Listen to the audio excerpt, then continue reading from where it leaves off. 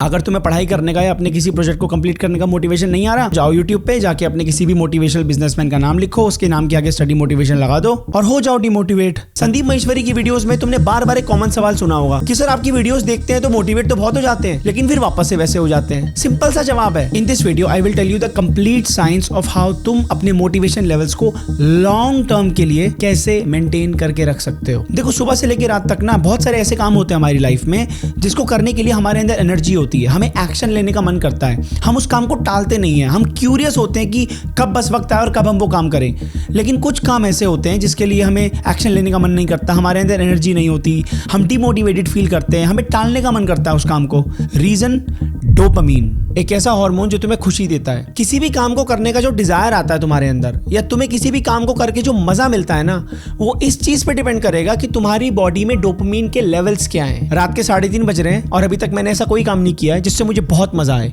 Masturbate नहीं किया, cigarette नहीं पी, मैगी नहीं खाई, कोई चॉकलेट नहीं खाई, कोई भी ऐसा अपना फेवरेट फूड नहीं खाया जिससे मुझे मजा आए। हर इंसान की बॉडी के अंदर नॉर्मली डोपामीन लेवल्स रहते हैं, पूरा दिन रहते हैं। इसे समझो बेसलाइन। जैसे ही तुम ऐसा कोई काम करते हो जिससे तुम्हें बहुत मजा आता है, for example eating your favourite snacks, watching your favourite videos, smoking and drinking, having sex, तब तुम्हारे दिमाग में डोपामीन स्पाइक होता है। और कुछ देर के बाद पता है क्या होगा? ये डोपामीन जो स्पाइक आया था ना, ये एकदम से नीचे गिरेगा और ये तुम्हारे बेस लाइन से भी नीचे गिरेगा। And now you will start feeling demotivated. Neuro science में जो तुम्हारा बेस लाइन लेवल है उसको टोनिक कहते हैं और जो डोपामीन स्पाइक मारता है उस लेवल को फेजिक कहते हैं। इन दोनों लेवल्स में जितना ज्यादा गैप होगा उतना यू विल फील डिमोटिवेटेड, और जितना कम गैप होगा उतना।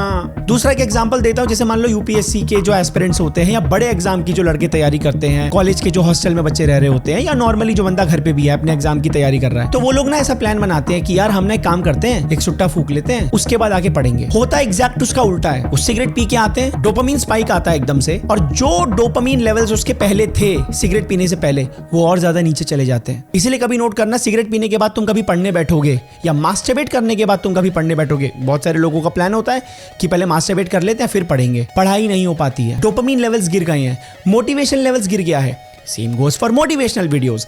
गधों, मोटिवेशन वीडियोस देख करके पढ़ाई नहीं करनी है। मोटिवेशन वीडियोस देखने से क्या होता है? डोपामीन स्पाइक आता है और एकदम से नीचे गिर जाता है। एक मोटिवेशन वीडियो देखोगे, बहुत मजा आएगा, बाउंस बैक, फाड़ के रख देंगे। दूसरी मोटिवेशन वीडियो देखोगे, तीसरी, चौथी, तुम्हें वो फील आनी बंद हो जाएगी, तुम्हें मजा ही नहीं आएगा। उन वीडियोस को देखने के बाद तुम्हारा पढ़ाई करने का मन ही नहीं करेगा। डोपामीन लेवल्स बहुत ज्यादा गिर गए हैं भैया। किसी खतरनाक झूले में बैठते हो, पहली बार फटती है, उसके बाद नीचे उतर के आते हो, लाइन में लगते हो, फिर दोबारा झूला झूलते हो, और कम फटती है। ऐसा 5-6 बार करो रिपीटेडली, फटना बंद हो जाती है। फिर तो तुम अपने दोस्तों को पकड़ पकड़ के लाते हो, अबे आजा, कुछ नहीं होगा, कुछ नहीं होगा, मैं तो 5 बार झूल चुका हूं इस झूले को, कुछ नहीं होगा, आजा। जब तुम पहली बार झूले में बैठते हो तो तुम्हारे दिमाग में एड्रेलिन रश आता है, एड्रेलिन के साथ नोरेपिनेफ्रिन रिलीज होता है, ये दोनों मिलके डोपामीन रिलीज करते हैं। बार बार तुम्हारे दिमाग में डोपामीन स्पाइक आता है और वो स्पाइक जो आता है वो धीरे धीरे कम होता रहता है, तुम्हारे नॉर्मल लेवल्स कम होते रहते हैं। इसलिए तुम्हें 10वीं बार 11वीं बार उस झूले में मजा आना बंद हो जाता है, क्योंकि अब तुम्हें और ज्यादा पीक चाहिए। किसी चीज में कितना मजा आएगा ये इस चीज पे डिपेंड करता है कि तुम्हारे दिमाग में डोपामीन लेवल्स उस वक्त या उससे कुछ क्षण पहले कितने थे। फॉर एग्जाम्पल, मान लो मैं खाली बैठा हूं, मैंने अपना फोन उठाया, मैंने इंस्टाग्राम ऑन किया, मैंने रील्स देखना स्टार्ट करा, मैंने पहली रील देखी, मैंने इस रील को एंजॉय करा। इसमें एक बंदा है, ये कुछ एडिटिंग कर रहा है, मुझे अच्छी लगी इसकी एडिटिंग, मुझे रील अच्छी लगी, मैंने लाइक किया, मैं आगे बढ़ गया। मैंने स्क्रॉल किया, मैंने एक और रील देखना स्टार्ट करा।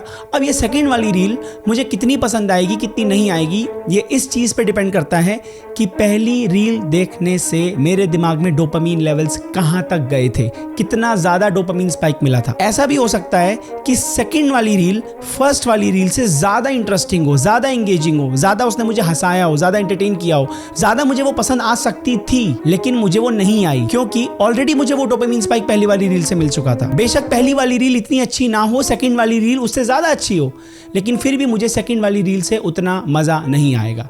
लेकिन मान लो अगर मैंने वो एडिटिंग वाली रील पहले देख ली आज, और उसके बाद मैंने कुछ घंटों के बाद या कुछ 1-2 दिन के बाद मैंने वो सेकंड वाली रील देखी, तो हो सकता है मुझे वापस से वो रील उतनी ही अच्छी लगे जितनी मुझे पहले लगती। Now let's understand how addiction happens. अगर तुम कोई ऐसी एक्टिविटी करते हो जिससे तुम्हें बहुत मजा आता है, तो तुम्हारे दिमाग में डोपामीन स्पाइक होगा।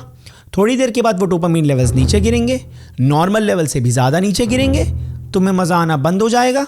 अब तुम्हें वो मजा दोबारा चाहिए, यानी कि हाई डोपामीन लेवल्स। तुम उस एक्टिविटी को दोबारा करोगे, तुम्हारे दिमाग में डोपामीन लेवल्स और ज्यादा उठेंगे ऊपर, और उसके बाद वो फिर दोबारा नीचे गिरेंगे, बहुत ज्यादा नीचे गिरेंगे। उसके बाद तुम्हें उतनी ही ताकत और लगानी पड़ेगी उसको फिर से उठाने में, यानी कि अब तुम उस एक्टिविटी को दोबारा करोगे, और ऐसे तुम जाल में फंस जाते हो। बार बार उसी एक्टिविटी को करते रहते हो, क्योंकि हर बार तुम्हें और ज्यादा डोपामीन स्पाइक चाहिए, क्योंकि वो हर बार उतना ही ज्यादा भयंकर तरीके से नीचे गिरता है। Hence addiction. सिंपल। मैं क्या करूं? पिज्जा खाना छोड़ दूं, जो कि मेरा फेवरेट है, तंदूरी पनीर पिज्जा, चीज, डबल चीज डाल के एकदम मस्त गजब। चॉकलेट खाना छोड़ दूं, मूवी देखना बंद कर दूं, मस्ती करना बंद कर दूं, कॉमेडी वीडियोस देखना बंद कर दूं, या कोई फन एक्टिविटी करना बंद कर दूं? नहीं, मैं अपने डोपामीन लेवल्स को खुद मैनेज करूंगा और रिप्लेनिश करूंगा। मैं रोज रोज ऐसा कोई काम नहीं करूंगा जिससे मुझे भयंकर डोपामीन स्पाइक मिले। मैं अपने बेसलाइन लेवल को नीचे गिरने नहीं दूंगा। मैं अपना एक रिवॉर्ड शेड्यूल बनाऊंगा। पूरे हफ्ते में पूरी जम के मेहनत करने के बाद ही मैं अपने आप को रिवॉर्ड दूंगा। मैं किसी भी तरह की एनर्जी ड्रिंक या कोई प्री वर्कआउट नहीं लूंगा।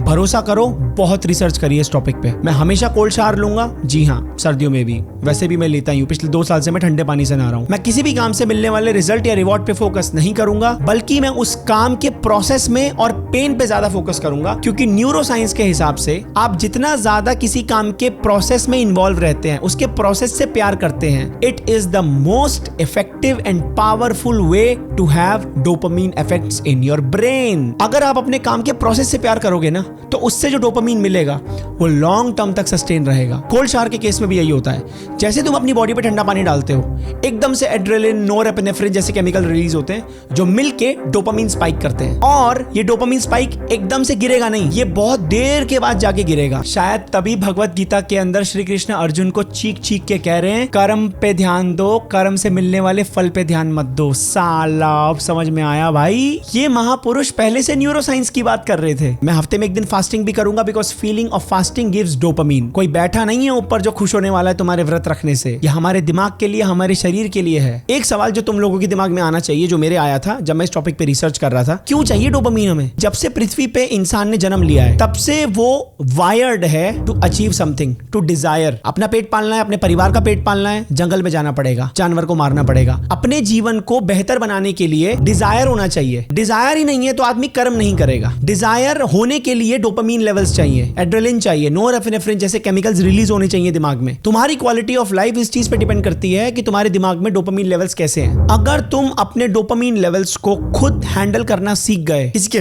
करके ऐसा मोटिवेट करने की जरूरत नहीं पड़ेगी तुम्हें, तुम खुद अपने आप को मोटिवेट करोगे। स्वचालित